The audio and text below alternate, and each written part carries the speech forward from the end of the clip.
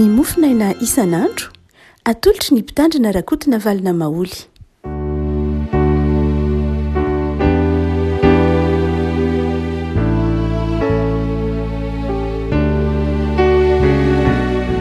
falmarabatsika ravaka malalatra titeratsina voalohany volana aprily. falmarabatsika koa ary manonona ny fahasoavan'ny Jesosntsika tratry ny paska. Ny maliny paska dia manonona ny fiadanana amintsika ry havako. Ny tenin'ny apôstôly Paoly manao hoe amin'izany rehetra zany dia manoatra noho ny mpandresy isika amin'ny lalan'ilay diatsika. Fa ny fandresen'i Jesosy hameno sy hanenika ny isan'androntsika, ahatsiarovantsika fa na inona diavintsika, na inona sedraitsika, na inona mpandraiketiny tompo atsika dia mampandresy atsika izy. Ny mofinaina voalahatra ho atsika ry havako dia ny boky Isaia mpaminany 120, Isaia 120, sy ny fa 120, Isaia 120, sy ny fa 120. Aminaran'i Jesosy. Izy aminareo no matahotra an'i Jehova ka mihaino ny feon'ny mpanompony, na iza mandeha amin'ny maizina ka tsy manana fahazavana, aoka izy toky ny anaran'i Jehova sy ankina amin'ny Andriamana. Ianao rehetra izay mampirehitra afo sy mifehy kilalao anafo manodidina nareo, mandehana amin'ilay lafinareo sy amin'ny zanatsipika misy afo izay narehetra reo. Zao no anjohanareo avy amin'ny tanako, andry amin'ny fahoriana ianareo. Ray masino, manamasinana ny fahamarinana ny tenanao ny fahamarinana. Amen. Mikasika ny hazavana manazava ny mpino no resahina amin'ity volana aprily ity. Ny tompo manazava ny mpino, ny fitsanganan'i Jesosy tamin'ny maty dia tonga fahazavana ho an'ny mpino amin'ny fiainana isan'andro. Tandrifiritra zany ity Isaia 50 ity. Mamakivaky ny tsotra masina manontolo dia misy toetra izay miverimberina momba an'Andriamanitra. Fa anankiray amin'izay miverimberina momba ny fahafantarantsika n'Andriamanitra dia izy mazava. Raha vantany vao nahary izao tontolo izao Andriamanitra dia fantatsika fa ny zavatra nohariana voalohany indrindra, natao nisy voalohany indrindra dia ny mazava. Hoy ny tompo amin'ny Genesis 1, nisy mazava dia nisy ny mazava. Ary izay mazava zay dia miverimberina, izay fahazavana zay dia miverimberina ao amin'ny soratra masina manontolo, tsy ny testamenta taloha ihany fa mainka moa fa aty amin'ny testamenta vaovao. Jesosy dia nanondro ny tenany ho ilay mazava. Jesosy nanondro ny tenany ho ilay tena mazava. Raha toa ka manazava ny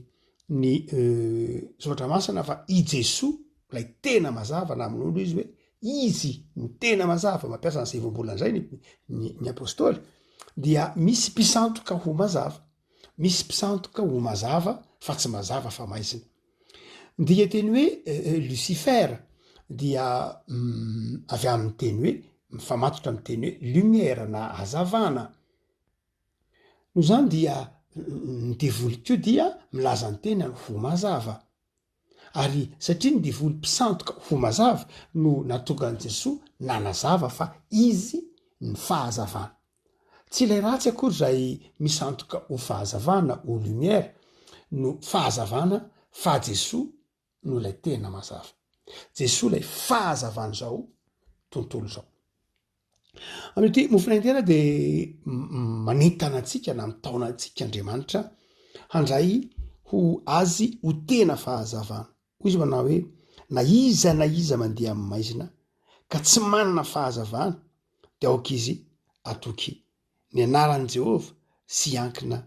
amin'Andriamana, na iankina amin'Andriamanitra. Ino moa ny avako malala no mahatonga ny soratra masina manao zava-dehibe, fanoharana ny mazava ho tena zava-dehibe mihitsy amin'ny fiainantsika. Farakely dia zavatra telo no azo lazaina hoe mahazava-dehibe ny mazava tamin'ny vanim-potoanan'ny antikité. Ny mazava teo amin'ny vanim-potoanan'ny antikité, tamin'ny teny hoe mazava dia ny dikany hoe mazava dia ahatonga antsika mahay manavaka zavatra. Raha ao anatin'ny aizina dia tsy mahay manavaka na inona, tsy fantatra hoe ity seza, ity latabatra, ity sotro, ity sotrobe, tsy mazava. Zany hoe ny fahazavana dia mahatonga antsika mahay manavaka ny tsara sy ny ratsy, mahay manavaka zay ilayntsika amy tsy ilayntsika, mahay manavaka ny fanaka amin'ny tsy fanaka. Mazava zany dia ahafahantsika mamantatra manampy atsika amy fahafantarana ny zavatra anankiray. Tsy lay mazava akory no mahatonga an'lay zavatra ho eo, fa lay zavatra efa eo saingy manampy atsika amin'ny fahafantarana lay zavatra ny fahazavana zany. Ary dia raha ohatra Andriamanitra ny tena manao hoe manatona azy zay ao amin'ny maizina, ny toe maizina zany de zao lay fampifangaroany zavatra ny aizina de mahatonga atsika tsy mahay manavaka, rehefa tsy mahay manavaka de manjary tsy haitsika ny mahafantatra ny tsara sy ny ratsy, mahafantatra ny mety sy ny tsy mety, mahafantatra ny tokony atao amin'ny tsy tokony atao amin'ny lafiny moral, mahafantatra ny fitaovana ampiasaitsika amin'ny tsy tokony ampiasantsika azy, mahafantatra ny ampiasantsika ny zavatra araka ny tokony ho izy avy ny mazava. Rehefa ao ny maizina dia manjary very zany fahaiza manavaka izany.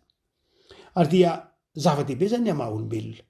zava-dehibe amaha-olombelona ny fahaiza manavaka, satria rehefa tsy ao ny fahaiza manavaka dia mikorotana ny zavatra rehetra, mikorotana ny fampiasany zavatra, ary rehefa ao ny aizina de manjary KO no mitranga. Rehefa tonga ny korotana dia manjary tonga ny KO, satria tsy mandeha araka ny tokony ho izy ny fampiasana, manjary lasa mikorotana ny lojika de manjary misy korotana. Ary zay tsy tokony ho adinoina mihitsy. Raha ohatra ka nahary izy tontolo zao Andriamanitra tamin'ny voalohany, hitantsika bokin'ny Genesis hoe tamin'ny voalohany dia aizina ny teto ambonin'ny tany. Lay fakan'le teny hoe aizina tsy de tena aizina mikitroka ihany zay mampahakorohoro, fa aizina zay tsy misy endrika KO ny filaza azy. Zany hoe lay aizina zay resahan'ny bokin'ny Genesis de aizina miaro KO, miaro zavatra tsisy endrika, miaro korotana, miaro mifangaro zavatra tsy misy filaminana, tsisy endrika, tsy mahate hijery. Fa rehefa teny kosa Andriamanitra hoe misy mazava, ny dikan'izay dia nisy ordre, nisy filaminana, nisy firindrana. Lay azavana zany raha ao bokin'ny Genesis dia tsy hoe nandroaka ny aizina fotsiny ihany, fa nampisy lamina, nampisy équilibre, nampisy zavatra vaovao, nampisy lamina vaovao, nametraka ny zavatra amin'ny toerany tokony izy azy avy. Noho zany dia raha tsy eo ny fahazavana zany de manjary mikorotana. Andray mahatonga ny bokin'ny Isaia mpaminany eto Andriamanitra manao antsavy manao hoe ho any zay tsy manana ny mazava dia manatonan'Andriamanitra. Fiainana tsy misy Andriamanitra, fiainana korotana, tsy mahate hijery. Mety manam-bola be dehibe ny olona, mety mana-tsaina be dehibe izy, mety be diplôma be dehibe izy, mety ho tian'ny olona izy, mety mana zavatra maro samihafa izy, fa rehefa fiainana tsy misy Andriamanitra de zao fiainana korotana, KO, miafara mandrakariva amin'ny KO. Satria manjary fiainana tsy aiza manavaka ny tokony atao sy ny tsy tokony atao, fiainana tsy aiza manavaka ny tsara sy ny ratsy, fiainana tsy aiza manavaka ny fifaliana amin'ny saritsary-pifaliana, fiainana tsy aiza manavaka ny mety sy ny tsy tokony atao. Afaka malala manao antsoavy zany eto ao arinany zao ahatsirovatsika amin'ny Paska izao, andro voalohany eo arinan'ny Paska, de manao antsoavy mifinaina manao hoe manatonan'Andriamanitra izay mahatsiaro tena ho maizina, zay mahatsiaro tena hoe mila fahazavana, mila fahaiza manavaka, mila filaminana, de zao ao amin'Andriamanitra, raisoandriamanitra. Zay mahatonga ny Jesosy ny teny tampianatra manao hoe zaho angeny fahazavana zao tontolo zao hoe very zay rehetra tsy manana ny fahazavana zao tontolo zao de Jesosy. No zany de zao andro voalohany eo inan'ny Paska tika anio raiso Jesosy le fahazavana de manana fiainana milamina. Fa ny faharoa de zao, raha miteny hoe hazavana isika,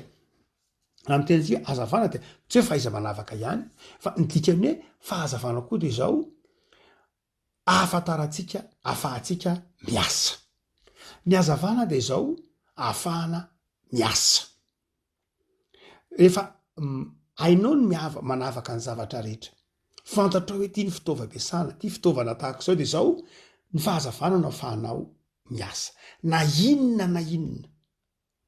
finiavana rehefa tsy eo ny hazavana dia tsy afaka miasa. Tsika moa am'izao androantsika zao mazava be efa manana jiro isan-karazany manazava, de ohatrany tsy de tena takatsika loatra ny hasaribidiny antsoina hoe fahazavana.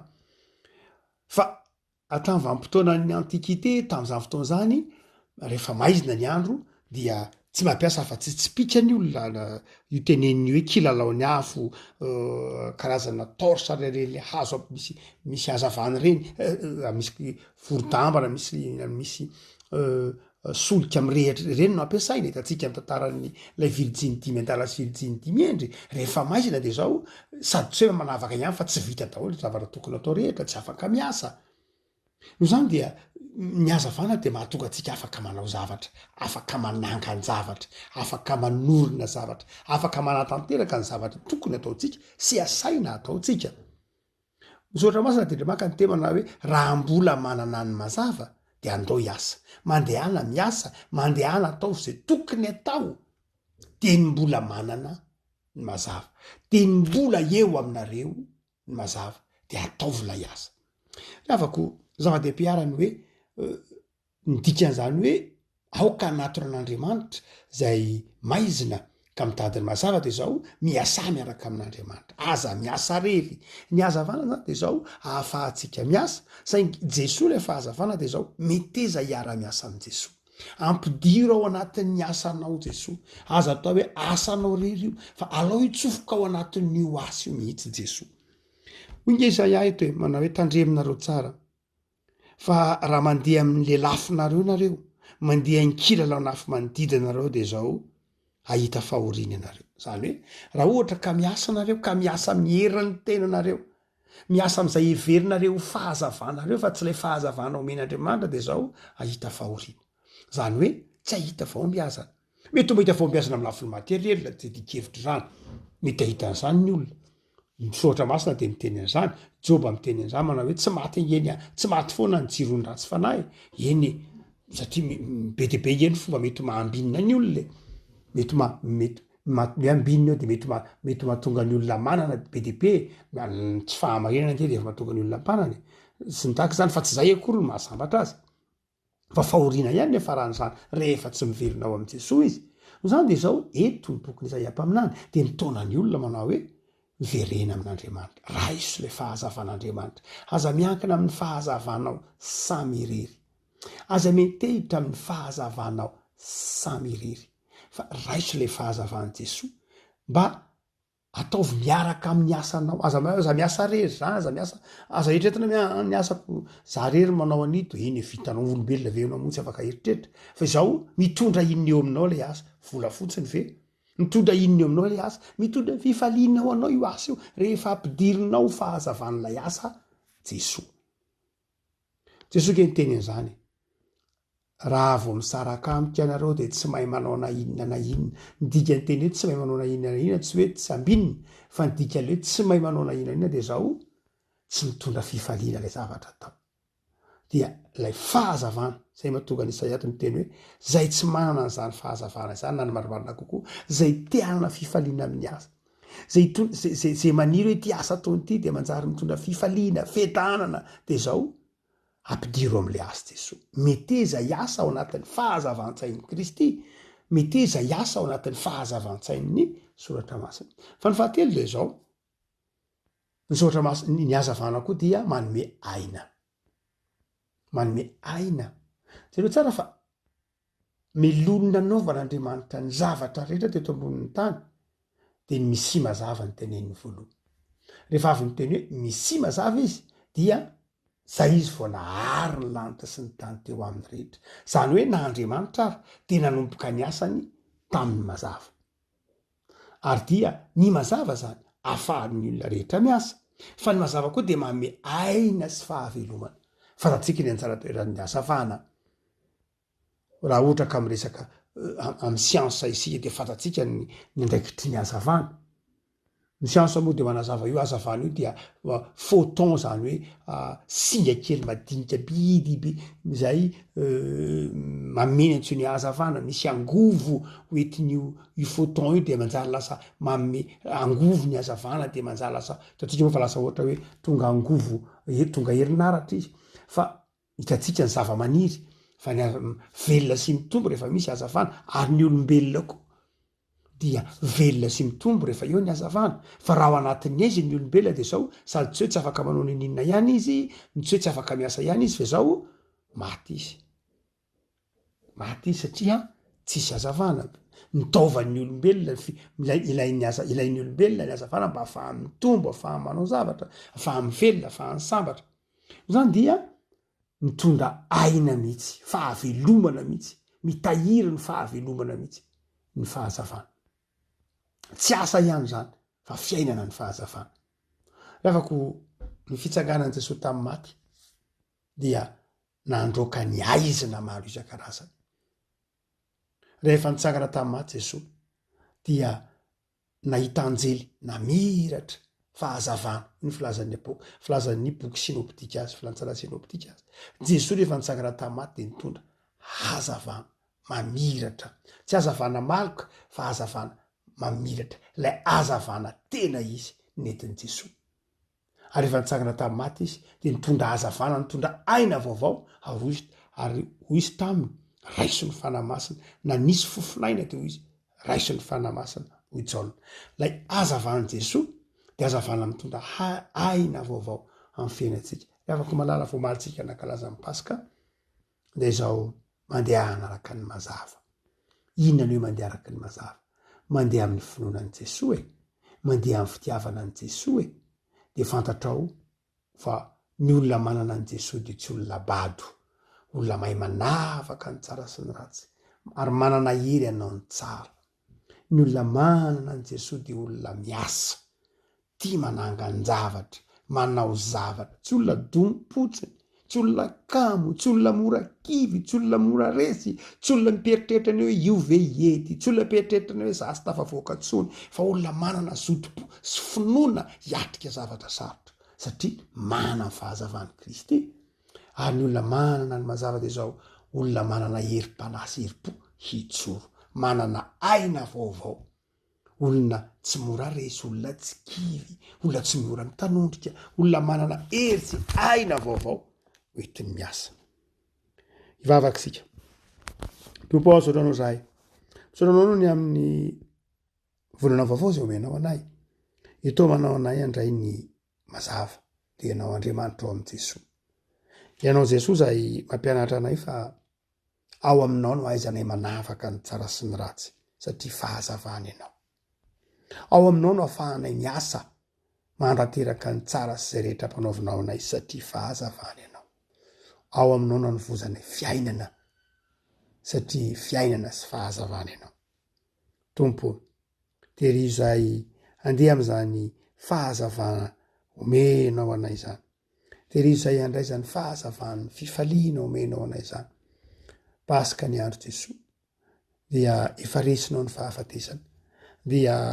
ny fahafatesana sy ny firongony tahotra ny tebiteby ny fahakalana ny fahalainana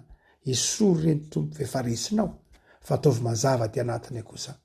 ny fitiavanao sy ny fahombiazana entin'ny finoananao Andriamanitra ao amin'i Jesosy ampahiresy makivaky ty herinandro vaovao sy volana vaovao ty atao mpandresy tsy ireo nisy tokantrano tsy ireo nisy ambatan'olo tsy ireo nisy ampianakaviana midododo ao aminao zay Andriamanitra ao amin'i Jesosy tantano sy ifimbiny hoe amindrao foe nisy tokantrano fa Andriamanitra azo antoka ianao dia mametraka ny fiainana eo am-pelantananao zay raha izanaka fanamasonao mitoera aminay ananao Jesosy amen